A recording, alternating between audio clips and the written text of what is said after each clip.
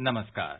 A warm welcome to World News, an Indian perspective on All India Radio. This is Abhineet Shukla and with me is Aditi Lumba, bringing glimpses of the major developments of the day from across the globe.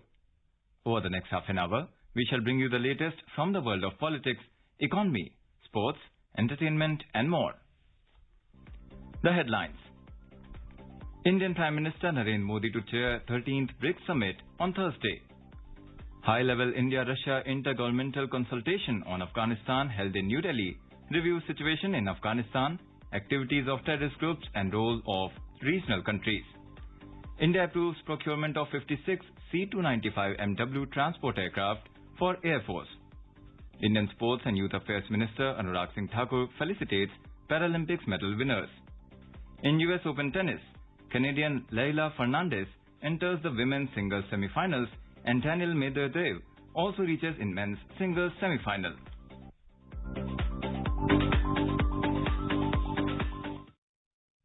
As the nationwide free COVID-19 vaccination campaign at government facilities for those above 18 years is underway, we advise our young listeners to get vaccinated and help others get vaccinated. We also advise our listeners not to lower their guard as COVID-19 remains a threat to our health. Please stay at home unless it is essential to go out and continue to follow these 3 simple steps. Wear a face mask, maintain 2 gaz ki doori for social distancing, and focus on hand and face hygiene. For any COVID-related information and guidance, contact the national helpline numbers 011-2397-8046 and 1075. And now the news in detail. Indian Prime Minister Narendra Modi will chair the 13th Brazil, Russia, India, China and South Africa Summit tomorrow in virtual format. The theme for the summit is BRICS at 15, Intra-BRICS Cooperation for Continuity, Consolidation and Consensus. India had outlined 4 priority areas for its chairship. These are reform of the multilateral system, counter-terrorism, using digital and technological tools for achieving SDGs and enhancing people-to-people exchanges. Talking to AIR News, defense expert C. Uday Bhaskar said, the summit is significant in view of the ongoing developments in Afghanistan. BRICS meeting has a very important deliberation at summit level. I think Prime Minister Modi would be able to steer the discussion as the chair in the appropriate manner about the implications of the Taliban in Afghanistan. And given the fact that Prime Minister Modi himself has alerted the global community about the scourge of terrorism, I think getting some kind of consensus among the BRICS countries would be very valuable, because at the moment Russia and China have indicated that they are more empathetic with the Taliban than the other members of the Security Council as far as the permanent members are concerned. So I see the BRICS meeting as very important in putting India's own agenda and concerns on the table and seeing whether consensus is possible in terms of the final statement. Chinese President Xi Jinping will also attend the 13th BRICS Summit via video link in Beijing on September 9th. Chinese Foreign Ministry said this in a statement on its website. India is the chair of this year's BRICS Summit, which will be chaired by Prime Minister Narendra Modi. This is the 3rd time that India will be hosting the BRICS Summit after 2012 and 2016. COVID-19 pandemic has not only forced the summit to be held virtually since last year, but has also changed the geostrategic landscape to a great extent. This year's BRICS Summit becomes even more important when 3 of the BRICS member states, via India, Russia and China, are recalibrating their strategies to deal with the new security situation in Afghanistan, as they are worried about Afghanistan again becoming safe haven for terror organizations under hardline Islamic policies of Taliban rule. The meeting will also be attended by the President of Brazil, Jair Bolsonaro, President of Russia, Vladimir Putin, and President of South Africa, Cyril Ramaphosa. India's National Security Advisor Ajit Doval will make a presentation on security issues. Russian National Security Advisor General Nikolai Patrushev and his Indian counterpart Ajit Doval on Wednesday held a high-level consultations on Afghanistan in New Delhi. Later, the visiting Russian NSA also called on External Affairs Minister of India, Dr. S. Jaishankar. In a tweet, Dr. Jaishankar said, very useful discussions were held on Afghanistan. The Russian NSA will also meet Indian Prime Minister Narendra Modi. In a tweet, Mr. Modi said that the visit of General Patrushev allowed useful discussions between both sides on important regional developments. The External Affairs Ministry said Secretary Patrushev briefed Prime Minister on his fruitful exchanges with NSA Ajit Doval and External Affairs Minister Dr. S. Jaishankar early in the day. He expressed Russia's strong commitment to further deepen its special and privileged strategic partnership with India. Prime Minister Modi expressed his appreciation for the visit of the Russian delegation led by Secretary Patrushev at a time when major changes are taking place in the region. He asked Secretary Patrushev to convey his thanks to Russian President Vladimir Putin for his constant attention towards the India-Russia partnership. He also said that he was looking forward to welcoming President Putin in India in the near future for the bilateral summit. Sources said the two countries reviewed the political, security and humanitarian situation in Afghanistan, activities of terrorist groups including Jaish-e-Mohammed and Lashkar-e-Toiba, threats from drugs and the role of regional countries. The two sides also deliberated on details of Indo-Russia cooperation to meet current and future threats and measures to assist the crisis-hit country. The consultations reflect the entirely new situation in Afghanistan created by the withdrawal of US forces and takeover by the Taliban. They also reflect the desire, importance and potential for significant increase in political and security cooperation between India and Russia in Afghanistan. Both countries share similar concerns on terrorism, especially to ensure that the Taliban adhere to their promises and assurances. The consultations were a follow-up to the telephone conversation between Prime Minister Modi and President of the Russian Federation Vladimir Putin on the 24th of last month. External Affairs Minister of India, Dr. S. Jaishankar, has said use of Afghan soil to promote terrorism in any manner by any country is unacceptable and the Taliban must live up to its declarations to that effect. He was addressing the Afghanistan conference co-convened by U.S. Secretary of State Antony Blinken and German Foreign Minister Heiko Maas. Dr. Jaishankar said resumption of travel out of Kabul is a priority. He said the world should not countenance interference by external players, especially those intensifying violence at this difficult time. He added that the collective approach should be guided by UNSC Resolution 2593.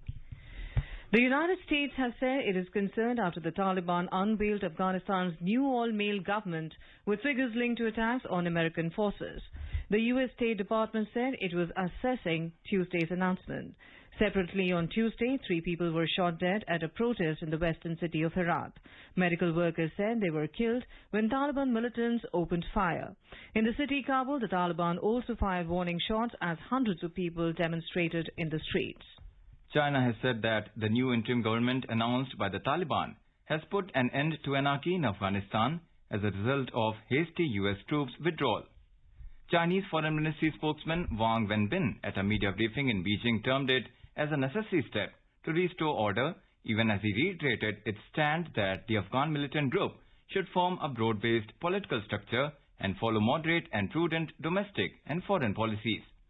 The Taliban on Tuesday announced a hardline interim government led by Mullah Muhammad Hassan Akhund, with key roles being shared by high-profile members of the insurgent group, including a specially designated global terrorist of the dreaded Haqqani network as the Interior Minister. The 20th anniversary of the 11 September terrorist attacks will be marked on Saturday. The day in 2001, almost 3,000 people were killed when hijackers crashed planes into the World Trade Center, the Pentagon, and a field in rural Pennsylvania. But this year's anniversary will also mark the start of a new era in American foreign policy, following the end of the US war in Afghanistan.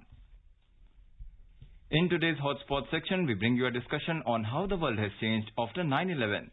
In conversation are Anil Kumar Trigunayat, former ambassador, and Simran Sodhi, journalist. Today we are discussing how the world has changed after the events of 9/11. We all remember the events of 9/11, which is almost 20 years back now, when a horrific terrorist attack took place in the United States, and it also shook the world out of its security concerns. We have seen that in these last 20 years, the world has changed in terms of security concerns and how countries respond to terrorist attacks. Ambassador Trugnath, when you look back at the events of 9/11 and we see the world changing in the sense that we are all more acutely aware of our security concerns as nation states, what is the biggest change that you see globally today? Yes, Simranji, I cannot forget that day. In fact, I was in Moscow when we had our IT minister visiting Russia, and we were in a meeting when suddenly I got a message that the Twin Towers have been attacked, and so one never could believe it also that this could happen. Because when I used to be in New York, that was the first place I visited when I arrived in the US. So I had, it was shocking really. Nobody could believe at time that now that is something that has changed US dramatically. It has changed the world the way it looks dramatically, because what one is seeing is that these terrorist groups turned into very big syndicates. They have connectivities across the world. But the problem is that until then, the Western world had not realized what really the terrorism is.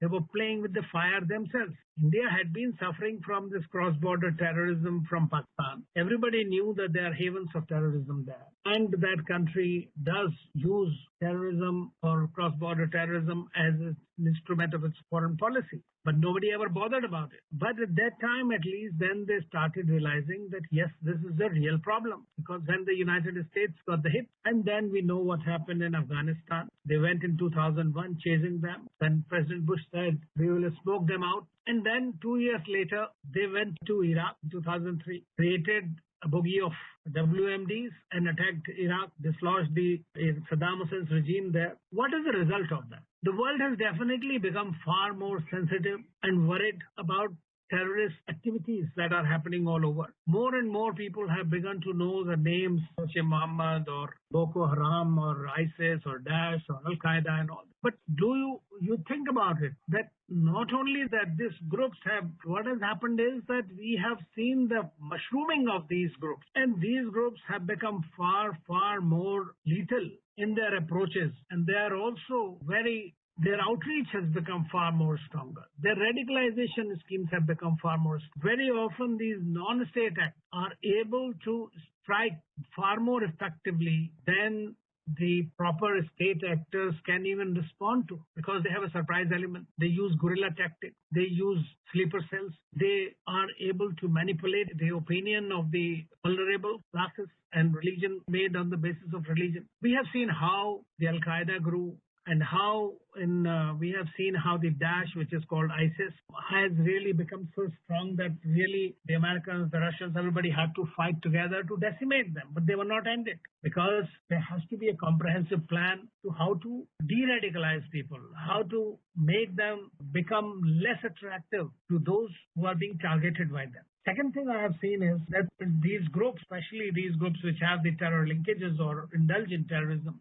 are able to use the media tools, social media especially, far more effectively than the other people can do it, the counterpart. So it is the challenge which has remained a bigger challenge. And in my view, why it is a bigger challenge? And we just know that tomorrow that we'll have a BRICS meeting. Today, the National Security Advisor of Russia is in India. The CIA director is in India everybody is discussing terrorism. But the problem is that a lot of the time, the people believed in a good terrorist and a bad terrorist, good cause and a bad cause.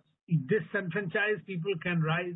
Now, do you justify terrorism for any end? So that has been the biggest problem, and that has been the biggest source of discord and the reason that the global fight against terrorism could not ensue. You will be surprised that Prime Minister Modi, when he went to United Nations Security Council, in a UN meeting last time, 2015, he mentioned that till that day, till now also, the definition of terrorism has not been done. Nobody agrees to a single definition. For decades now, India has submitted something called Comprehensive Convention on International Terrorism that has not passed in the United Nations Security Council or in the United Nations itself. And the whole world talks about terrorism. So, and we have double standards. On the one hand, you have a country about whom you know that it is indulging in terrorism. It is using terrorism effectively against India, against Afghanistan before. And then you are only working with them. On the one hand, you say Taliban was a terrorist group. On the other hand, you are signing agreements with them. You are enabling them to come into power. Now, if that kind of a situation and a global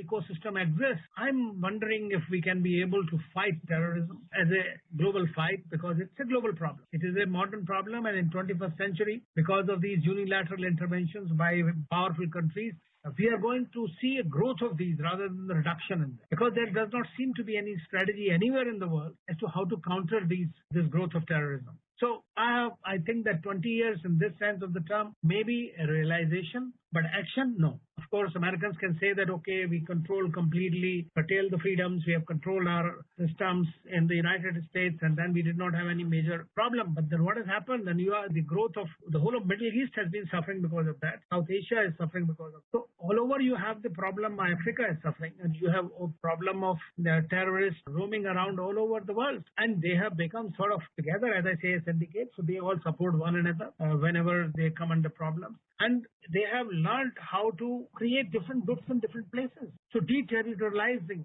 themselves. Now today you have ISIS Khorasan in Afghanistan. You have ISIS in Libya. This is separate. There's an ISIS for South Asia, which is different. So they have now started making the localized kind of thing, yet connected in this manner in a centrifugal way. Ambassador Trugnath, as you explained in detail, as we have seen the world changing in these last 20 years, we have also seen various terrorist organizations, and you pointed out many examples of how they have evolved globally into different outfits, and you pointed to the role of a country like Pakistan. My question is that when we look at Afghanistan today, and we see in the last almost 1 month now, we see the Taliban takeover of the country, and the Taliban, as you had also pointed out, were always regarded to be a terrorist organization, and now we actually have a nation state that would be run by them. How do you see these changes which are happening in Afghanistan? How do you see this affecting the way we deal with terror globally, and especially for a country like India, for which this becomes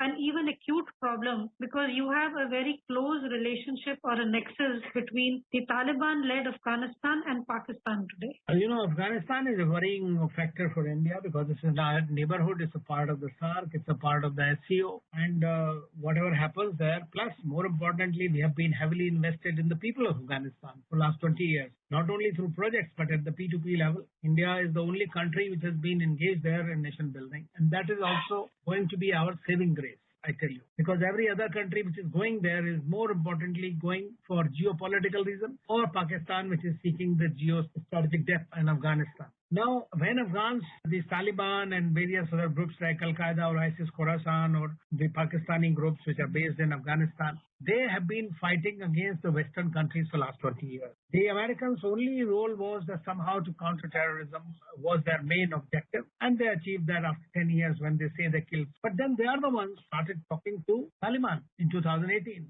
or even before. In 2020, President Trump signed an agreement with Taliban, not with the government of Afghanistan there, which they have been supporting all along. So what they have done, they have enabled Taliban onset on the basis of the assurances they received from them verbally, number one, that Taliban will not allow Afghan territory to be used against terrorists. It will allow the freedoms to the people to the extent it is permissible within their laws, whether it's Sharia or whatever. And they will not indulge into execution of the opposition or those forces which are ruled earlier. That's all very well. But what happens is that Taliban is also not a monolith organization. Today's government, as you know, which has been formed out of the 33, there are so many of them, including the head of the government, who are UN listed in the terrorist groups. They are sanctioned. So many ministers, the Haqqani group, which is actually a surrogate of Pakistan. Pakistan has been they have become the most powerful constituent of this group. Now, when that kind of a situation exists, so suppose even 1% you give a benefit of doubt to Mullah Baradar and those creamy layer of the Taliban. Now, Mullah Baradar has become the number 2, not number 1. And number 1, the Prime Minister himself is a US terrorist, US designated terrorist. So how are they going to work? This is the thing. Their Interior Minister, Haqqani Sirajuddin, he has a $5 million booty on him, and he is a designated terrorist. So how are they going to interact with the world or the international community is something extremely difficult for one to understand. And more importantly, apart from their other domestic challenges like economy or the disenchantment the people are facing, I worry about what they will do with the groups like Al-Qaeda, which are on their own. ISIS Khorasan, which is on their own, and their objectives are very different and sometimes opposed to that of Taliban. So even if, let us say, Taliban wanted to control them, does it have the necessary wherewithal or the capacities or even the willpower to contain them? No, I don't think so. In addition, you have these Jaish-e-Mohammed, Lashkar-e-Taiba and all kinds of groups spawning out of Pakistan and going there and working with them. They will all be now coming back into, when they come to Pakistan, what will they do? They will go back to the borders in India. And today, unfortunately or fortunately, whatever you may say for them, they have got the best of the equipment which was left by the US forces. And that equipment makes them, as some analysts say, the fourth strongest army in terms of equipment. Now, with those kind of equipments, if they're coming here, then you have a problem on your border vis-a-vis the simple fight against the terrorist group. But India's position has changed. I mean, that is something like it has become more like the Western position, that of the Americans, who have been using drone attacks and all that across the Afghan-Pakistan border, and they have been hitting all along wherever the terrorist groups are there. So India has also started striking these terror groups, whether it was Balakot or Uri or whatever it is, across wherever the terrorists exist. So we will have to not only fight against the individual terrorist groups, but we'll also have to fight against a possibility of greater radicalization within India. So I think that, and with the Taliban victory, with the victory of some of these terrorist constituents of Taliban, I think that is going to enhance, and we might have a little more bigger challenges for us, apart from the fact that Afghanistan will remain unstable for some time. Ambassador Trumnath, do you feel that the fact 9/11 happened and suddenly terrorism became a global concern, do you feel that that has helped India put across its table at various global forums where India has repeatedly said that Pakistan sponsors cross-border terrorism and the global community needs to take that more seriously? Do you believe that the world got a jolt and a shock on 9/11 and now globally the world is more receptive to India's concern when we talk at various forums about this? Very briefly, Ambassador. I said at the beginning only, until 9/11, they did not take India seriously. But when it hit them themselves, the Western countries set up, and then they started realizing what the problem is, where the problem is. But that geopolitical convenience of theirs has not prevented the countries that are indulging in terrorism somehow or the other. So that is their biggest setback, in my view, to the cause of fighting terrorism globally. And as far as India is concerned, India makes it a point, and it has got into all our bilateral discussions with any country, or in the international fora, or at the UN, United Nations. India is pushing for some kind of a UN thing as far as its comprehensive convention of international terrorism is concerned. And as we see the 20 years approaching of 9/11, the horrific attacks that shook not just the United States but the entire world community, we will continue our discussions on how the world has changed in these last 20 years and how also in terms of security concerns we find the world reacting differently, and of course the parallel discussion on the developments in Afghanistan and how all of this ties together. With these comments, we bring today's discussion to an end. Thank you. Thank you very much.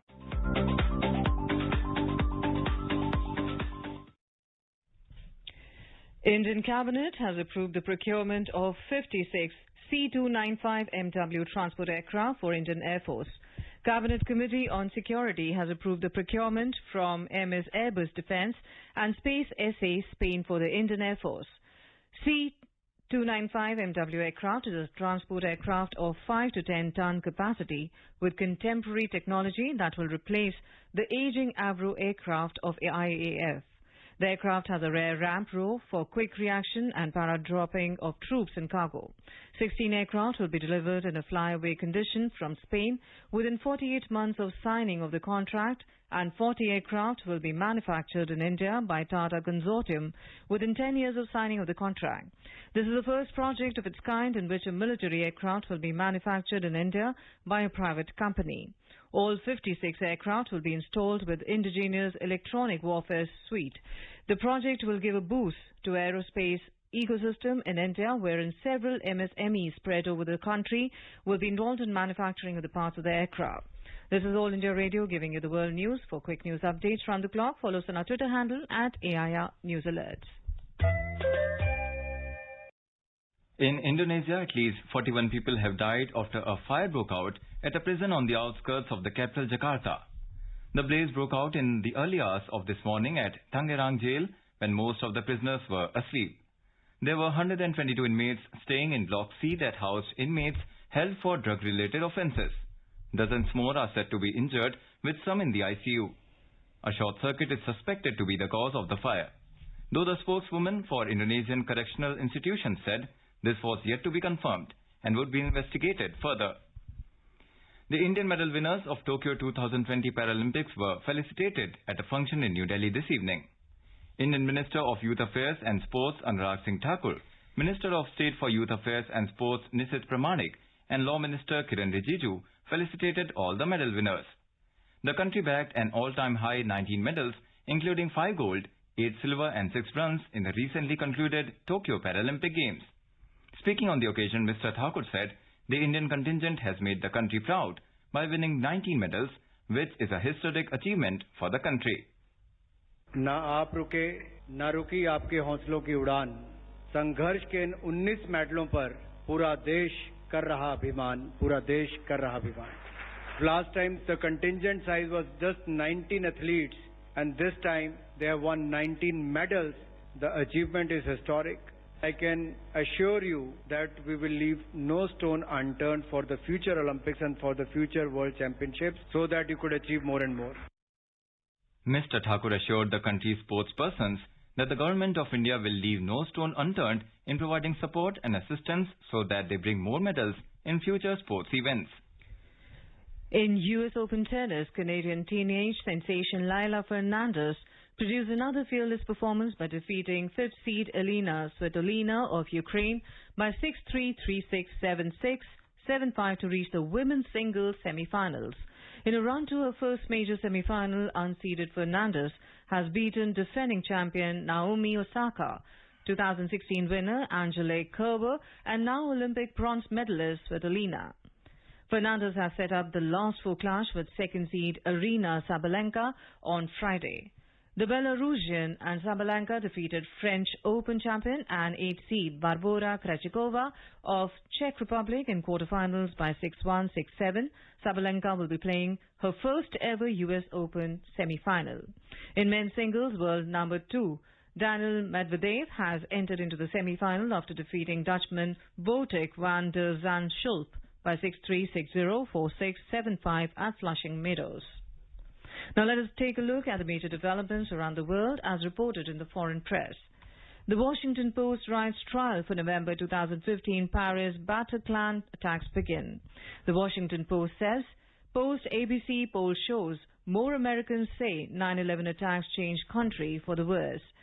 The Wall Street Journal says PayPal to buy Japan's payday for $2.7 billion. The Wall Street Journal reports Mexico hit by powerful earthquake. Financial Times reports Biden asks Congress for $30 billion towards disaster aid and Afghan refugees. Gulf Times reports UK raises taxes to tackle health, social care crisis. The Globe and Mail says legal questions around rights linger as some provinces bring in COVID-19 vaccine passports. International Literacy Day is being observed today. The day aims to highlight the importance of literacy for individuals, communities and societies and the need for intensified efforts towards more literate societies. 8th of September was proclaimed International Literacy Day by the United Nations Educational, Scientific and Cultural Organization, UNESCO, in 1966. The first International Literacy Day was celebrated in 1967 and this tradition has been held annually for more than 50 years now. A quick look at the headlines once again. Indian Prime Minister Narendra Modi to chair 13th BRICS Summit on Thursday.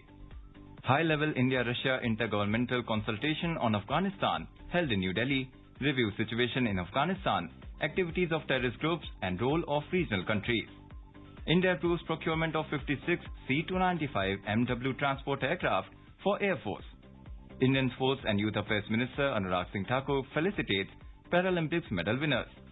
In US Open tennis, Canadian Leylah Fernandez enters the women's singles semi-finals and Daniel Medvedev reaches in men's singles semi-final. India is celebrating the 151st birth anniversary of Mahatma Gandhi.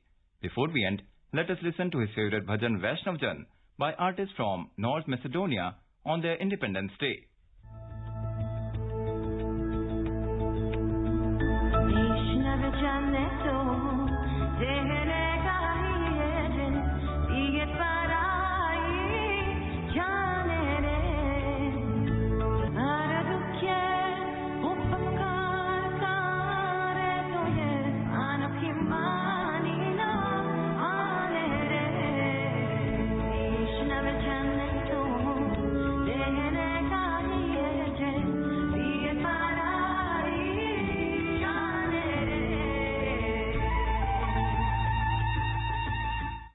And with that, we end this bulletin. We will be back at the same time tomorrow with the next edition of World News.